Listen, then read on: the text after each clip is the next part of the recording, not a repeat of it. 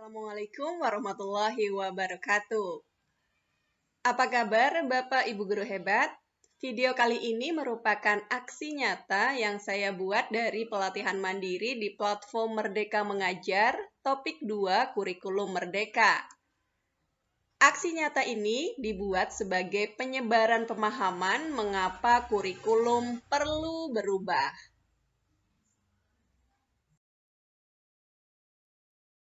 Sebelum kita membahas mengapa kurikulum perlu berubah, sepertinya kita perlu paham dulu apa itu kurikulum. Kurikulum dapat dimaknai sebagai titik awal sampai titik akhir pengalaman belajar murid. Kurikulum juga diibaratkan jantungnya pendidikan.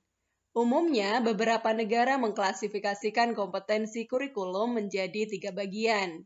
Yang pertama, tujuan pembelajaran atau konten, kedua, panduan pedagogi, dan ketiga sebagai panduan asesmen. Murid menjadi acuan dari kurikulum, maka kemerdekaan murid dalam belajar menjadi jantung dari pengembangan kurikulum. Apa peran dan fungsi kurikulum?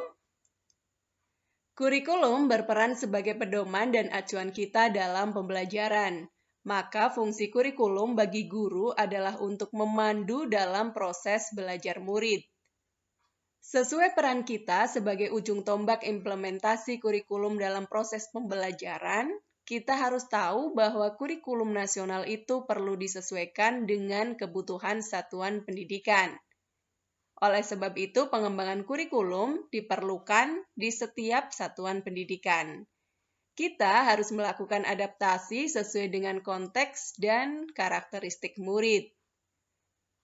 Kurikulum yang baik adalah kurikulum yang sesuai dengan zamannya.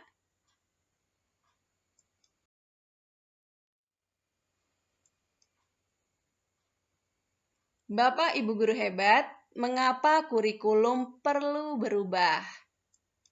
Jawabannya, karena kurikulum itu bersifat dinamis dan harus terus dikembangkan atau diadaptasi sesuai dengan konteks dan karakteristik murid demi membangun kompetensi sesuai kebutuhan mereka kini dan di masa depan. Sebagai guru, kita harus belajar terus untuk mengikuti dan memahami tren kehidupan murid kita yang tergolong generasi Z dan Alpha.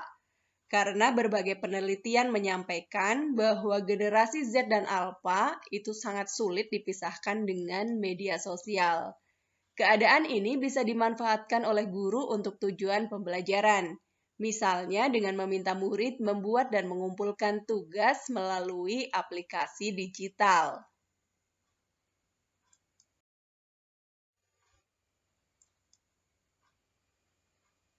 Bapak dan Ibu guru hebat, sama-sama kita ketahui terdapat 3 pilar pendidikan. Yang pertama, orang tua, kedua, masyarakat, dan ketiga, sekolah. Diperlukan peran ketiganya dalam mewujudkan kurikulum yang berpihak pada murid.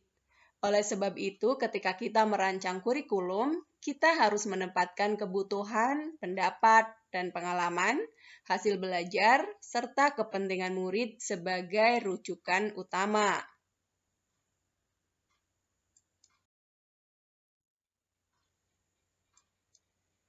Sejatinya, kurikulum dirancang untuk murid agar dapat mewujudkan seluruh kompetensi yang diharapkan dari kurikulum.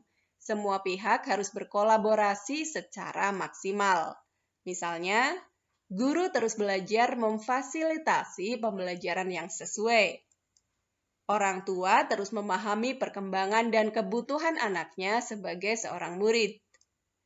Begitu juga dengan pemerintah daerah dan pusat, dan semua yang bergerak di bidang pendidikan juga harus terus mengikuti perkembangan kebutuhan murid.